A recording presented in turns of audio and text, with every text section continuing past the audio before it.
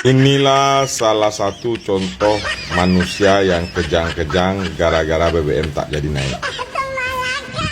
Ya, supaya tidak kelihatan kali lah yang dinaikkan di BBM, ya BBM tetap stabil, hebat gitu ya. Tapi kok nggak tahu yang lain-lain itu nanti apa yang terjadi. Tuh, bakal banyak ruginya justru rakyat nanti, bukan untung. Tahu kau? Saya kasih tahu, Pak Purbaya tidak akan menaikkan BBM sampai akhir tahun ini. Jadi ibu siap kejang-kejang ya. Kau yang kejang. Kau yang kejang. Oh, jangan marah dong.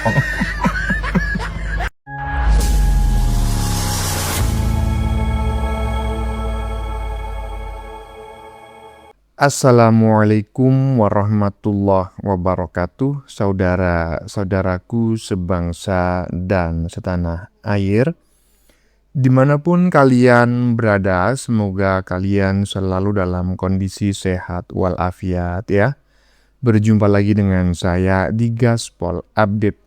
Kami bukanlah buzzer pihak manapun, kami hanya menyajikan keputusan ada di tangan Anda. Teman-teman, ini ada video yang menurut saya cukup menarik ya, yakni tentang ibu-ibu ya, yang nggak tahu kerasukan rohnya siapa begitu, yang tiba-tiba saja ngamuk-ngamuk ya karena BBM tidak jadi dinaikkan oleh pemerintah. Inilah salah satu orang yang termakan bacotan si Chaplin ya, dan kaum pembenci yang selama ini menarasikan bahwa pemerintah sedang menipu rakyatnya. Kok ada ya, BBM nggak naik malah ngamuk kan? Waras nggak sih ini orang ha? BBM nggak naik malah kejang-kejang. Kalau BBM naik, pasti pemerintah justru disalahkan oleh rakyat gitu loh. Iya kan? Jadi benar kata netizen lah yang mengatakan bahwa kemungkinan besar pihak asing telah menggelontorkan dana yang tidak sedikit ya terkait misi penggulingan pemerintahan yang sah di Indonesia. Jadi patut diduga mereka yang ingin BBM di Indonesia ini naik adalah agen-agen asing yang sudah kecipratan ya gelontoran dana dari si Soros. Mungkin. Nah, bagaimanakah videonya dan bagaimanakah respon netizen? Mari kita tonton bersama.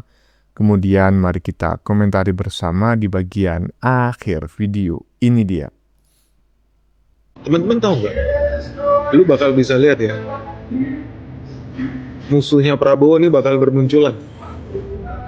Tahu nggak kodenya apa? Orang-orang yang berlomba-lomba minta pemerintah naikin harga BBM. Lu bakal lihat dalam seminggu ke depan bakal banyak orang-orang. Ini gua kasih tahu tips and trick nih buat Prabowo. Kalau lu lihat di berita ada orang minta pemerintah naikin harga BBM, fix. Karena the moment, kalau udah pernah nonton video kita ya, the moment Prabowo naikin harga BBM, di situ tercipta celah sempit yang harus digoreng. Gua yakin demonstrasi massal pasti digoreng-goreng. Jadi teman-teman liatin aja orang-orang yang manas-manasin pemerintah buat naikin BBM, mereka mau jebak Prabowo supaya Prabowo jatuh. Hati-hati nih. Jadi lu lihat aja sendiri. Termasuk gue yakin Cendol 5 ons bakal bersuara buat pemerintah naikin harga BBM. Kenapa? Untuk menjebak Prabowo.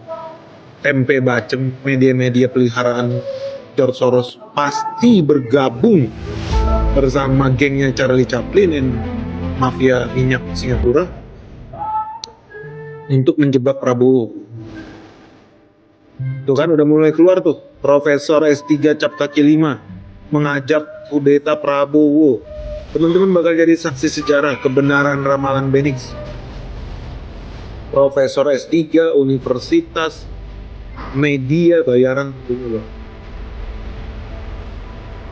Partai tertentu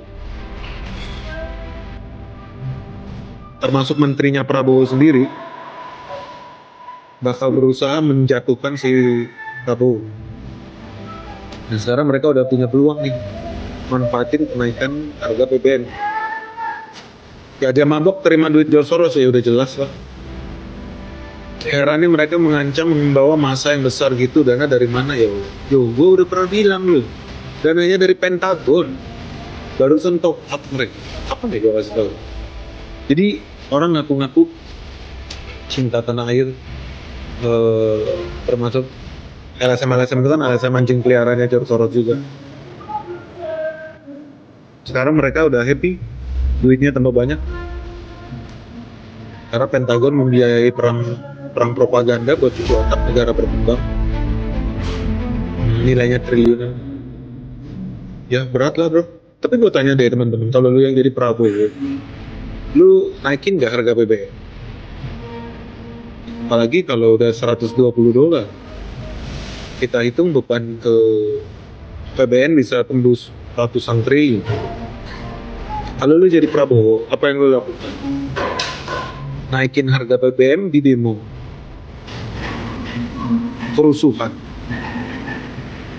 Nggak naikin harga BBM, defisit fiskal. Ujung-ujungnya lu harus utang lagi, cetak duit. Apa dong? Coba lu pikir di sini. Sebetulnya ada solusi lain guys, tapi gue nggak mau ngomongin di sini. Ada solusi lain. Ada solusi pemerintah nggak perlu naikin harga BBM. Sebetulnya ada solusi. Tapi gue gak mau ngomong sini guys. Karena kalau gue ngomongin di sini jadi diserang sama gengnya George Soros. Itu betul. Bisa produksi sawit ditingkatkan, itu memang harus dilakukan. Tapi nanti di demo sama LSM punya George Soros juga bro. Buka lahan sawit. Jadi gimana? Indonesia kalau mau selamat tinggal stop MBG, apa susahnya? Nggak bisa. Nggak setuju gue stop MBG. Fatal malah. Karena MBG ini satu-satunya program pemerintah yang mengucurkan duit triliunan sampai ke level terbawah. Petani, tukang sayur, sopir angkot, tukang masak, tukang cuci piring, jadi mengucur ke bawah. Duit triliunan mengucur ke bawah dengan segala dinamikanya. Mana yang lebih penting menurut? Duit ratusan triliun buat bikin ibu kota di planet Neptunus, buat bikin bandara kosong, bodong, buat bikin jalan tol kosong, bodong. Coba lu pikir, lu punya otak. Duit ratusan triliun yang menikmati kalangan elit. Coba lu pikir. So, teman-teman, pemerintah bakal dihadapin pada situasi sulit sesuai keinginannya George Soros dan Charlie Chaplin tentunya ya, para pengkhianat bangsa lah. Dan gue yakin Prabowo bakal dijebak untuk naikin harga BBM. Dan ya itu tadi ya, teman-teman bakal lihat Prabowo bakal dijebak makin dalam, bahkan sama menterinya sendiri, sama orang-orang pintar di Republik ini, profesor, S3, guru besar, LSM, semua bakal menggiring Prabowo untuk naikin harga BBM. Begitu naikin harga BBM akan tercipta celah ya, buat terjadi demo besar. Nah, disitu bisa terjadi pergantian rejim. Kalau teman-teman tahu, di belakang layar, itu orang-orang udah pada bagi-bagi kursi bro. Kalau Prabowo jatuh, si ini jadi menteri, si ini jadi direktur BUMN ini, si ini jadi dapat ini, jadi udah dikapling-kapling nih. Dan kalau lu lihat polanya yang sama juga sama sih. Kalau lu lihat pas Soeharto jatuh, kan LSM banyak yang demo-demo. Yang paling banyak berkoar-koar tuh soal bank sentral lah, soal fiskal lah, soal moneter lah. Si cewek itu yang pakai kacamata, agen CIA, dapat kursi, naik jadi menteri. yang paling besar, banyak aktivis anti korupsi segala macam. Ya ujung-ujungnya ya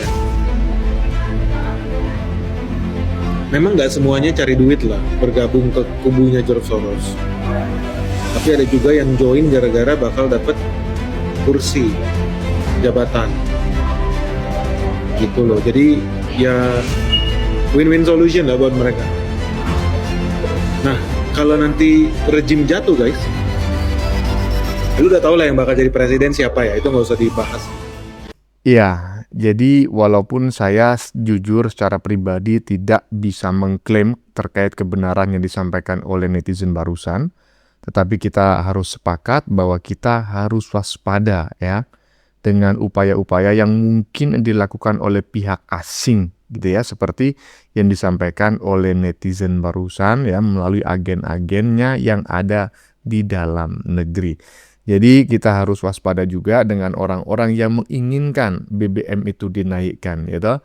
Ini keren sekali ya. Jadi hanya dengan membatalkan kenaikan harga BBM, pemerintah sudah bisa mengungkap siapa sebetulnya orang-orang yang selama ini menjadi agen asing yang bertujuan atau berkeinginan menggulingkan pemerintahan yang sah.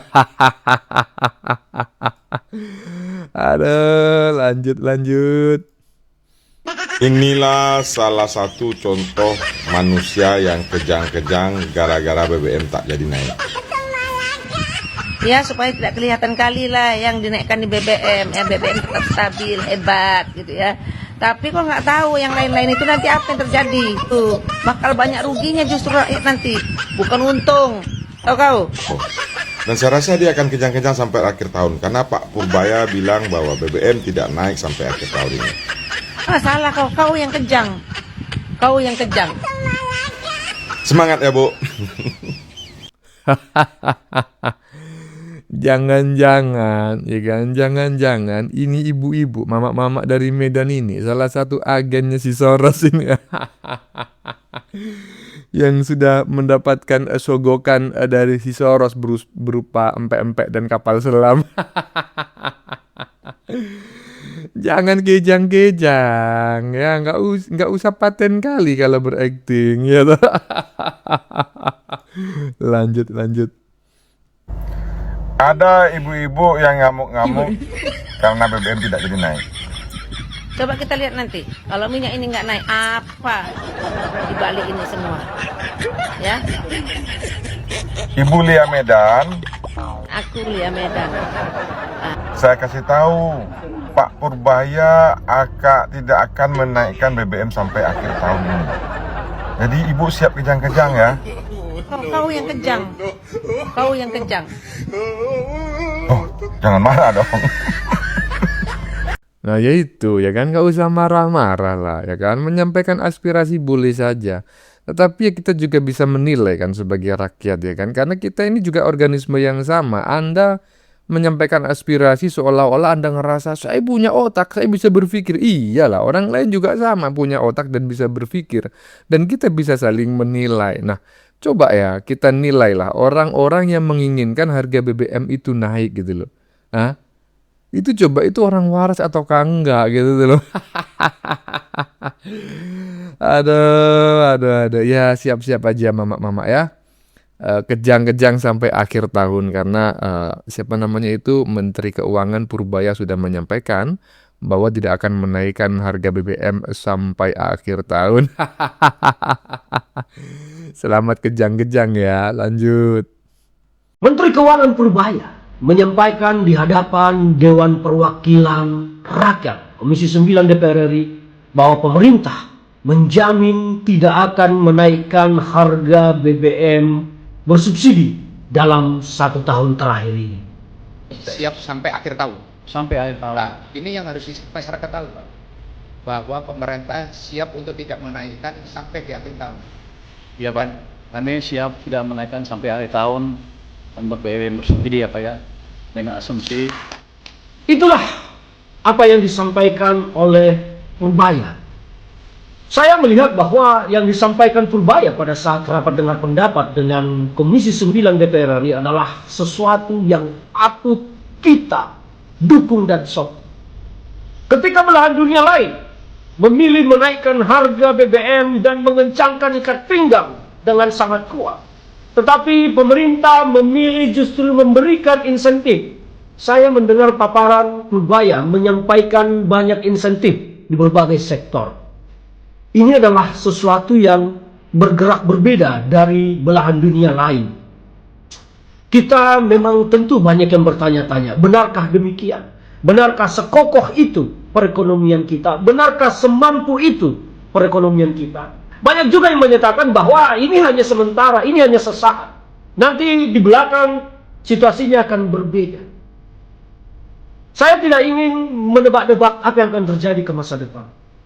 Mari kita bicara dan melihat realita hari ini bahwa ternyata pemerintah memilih menyokong ekonomi rakyatnya, memberikan insentif dan memilih tidak menaikkan harga BBM. Kita di situ dulu berpikir. Tidak usah berpikir kejauhan, oh nanti akan begini, nanti akan begitu, nanti akan begini. Fakta hari ini yang kita lihat bahwa pemerintah menjanjikan insentif dan menahan tidak ada kenaikan harga BBM bersubsidi. Jadi analisis-analisis yang panjang kali lebar, budur sangkar, persegi panjang, trapesium, macam-macam itu kita abaikan saja. Kita melihat pemerintah telah menjanjikan hal-hal yang positif. Terserah nanti itu apakah akan terbukti atau tidak. Yang penting bagi kita adalah mendukung apa yang disampaikan pemerintah dan berharap itu benar-benar akan terjadi nyata dalam kehidupan berbangsa dan bernegara. Iya, ini berkali-kali saya sampaikan teman-teman ya. Saya bertanya nih, ini orang yang satu ini habis minum obat apa ya? Kok sembuh ya? Hah? Beberapa hari ini kelihatan sekali gitu loh. Ini orang kayaknya udah sembuh dari ngelindurnya, dari mabok kecubung yang permanen kemarin itu, ya kan? Ini sebuah kondisi langka gitu ya. Kok bisa sembuh gitu?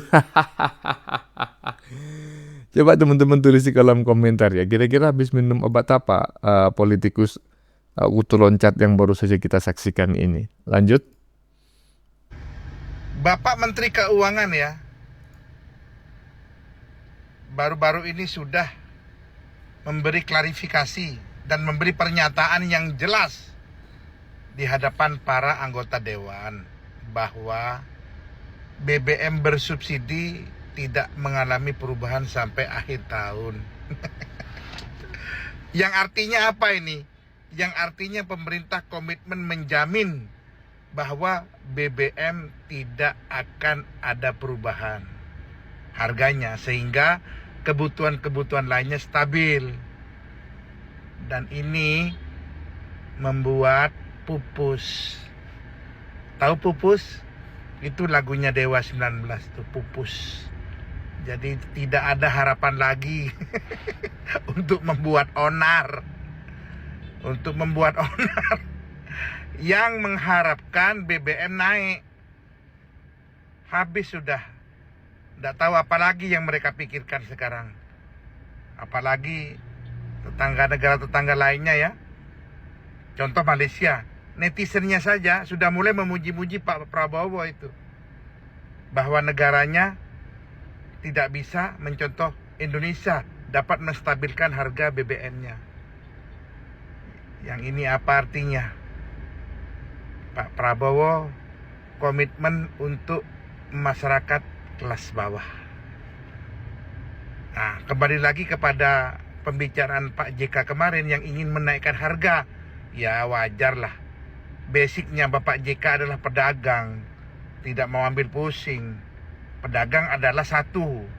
Hanya untung, tidak buntung. Tidak tahu lainnya mau berbuat apa, yang penting dia untung. Nah, itulah mental para pedagang kalau menjadi pejabat negara. Makanya jangan pilih sudah para pedagang nanti kalau ingin mencalonkan diri 2029, jangan dipilih. Kalau di belakangnya ada para pedagang, ada calon presiden di belakangnya pedagang, jangan pilih. Berbahaya. Inilah kekuatannya. Kalau presiden dari militer begini, dia tulus ikhlas membantu rakyat kecil. Jadi ya, Pupus sudah yang akan merencanakan sesuatu berkenaan dengan harga BBM yang dinaikkan. Apa lagi yang mau dipikirkan nih? Sudahlah. Pak Prabowo the best ya. Menstabilkan harga minyak dikala minyak dunia melambung tinggi dan pasokan berkurang. Negara lain sudah menyerah, tapi presiden kita tetap berjuang untuk kita. Saya tunggu komennya ya. Saya tunggu komennya yang setuju maupun tidak setuju. Selamat beraktivitas. Ya itulah, ya kita bisa menilai apakah pemerintah kita itu benar-benar ya kan mengabdi, bukan bekerja, karena presiden itu bukan pekerjaan ya. Dan gak ada yang namanya presiden itu bekerja, yang ada itu mengabdi, ya kan? Iya. Nah, dari sini kita bisa menilai presiden mana, pemerintahan mana yang benar-benar mengabdi kepada rakyatnya dengan pemerintahan atau presiden yang pura-pura. Untung aja ya, si Chaplin itu tidak pernah menjadi presiden di Republik Indonesia ini, walaupun dulu pernah mencalonkan diri sebagai presiden, tapi nggak mempan lah. Hebat Pak Prabowo ya. Terima kasih banyak tidak menaikkan harga BBM sehingga tidak terjadi tidak tambah menyulitkan ya rakyat Indonesia. Mantap, keren. Perkara ada orang-orang yang ingin menggulingkan pemerintahan yang sama, mari kita hadapi bareng-bareng, kan gitu ya. Bagaimana menurut kalian? Keputusan ada di tangan Anda. Silakan tulis pendapat Anda di kolom komentar. Baik Anda yang setuju maupun yang tidak setuju dengan isi konten ini. Sebelumnya saya mohon maaf yang sebesar-besarnya jika dalam penyajian konten ini ada kata-kata yang menyinggung, kurang tepat penggunaannya, atau ada data yang dianggap keliru atau salah. Saya memohon maaf yang sebesar-besarnya. Kita jumpa lagi di lain video. Salam NKRI.